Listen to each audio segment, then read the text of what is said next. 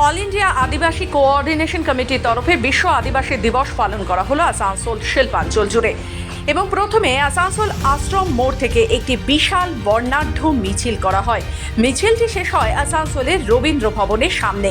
তাছাড়াও বিশেষ অতিথিদের সংবর্ধনা দেওয়ার সাথে সাথে এক সাংস্কৃতিক অনুষ্ঠান করা হয় রবীন্দ্র ভবনে। এবং অনুষ্ঠানে তাদের নিজেদের অধিকার তুলে ধরেন।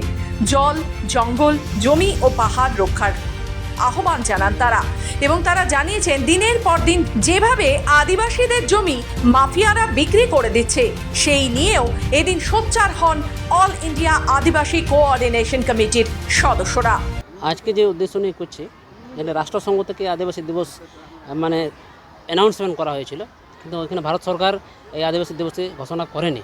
আমরা যখনই ওখানে 2004-এ ঘোষণা হয়েছে, 2005 থেকে আমরা কিন্তু এই আদিবাসী দিবস আদিবাসী কোঅর্ডিনেশন কমিটির সহযোগিতায় এবং পরিচালনায় আমরা এই আসানসোলে আরম্ভ করি পশ্চিম বর্ধমান ডিস্ট্রিক্টে। আমাদের উদ্দেশ্য রাষ্ট্রসংঘ যে জন্য আদিবাসী দিবস ঘোষণা করে, সেটা হচ্ছে আদিবাসীরা হচ্ছে প্রাকৃতিক পূজারী।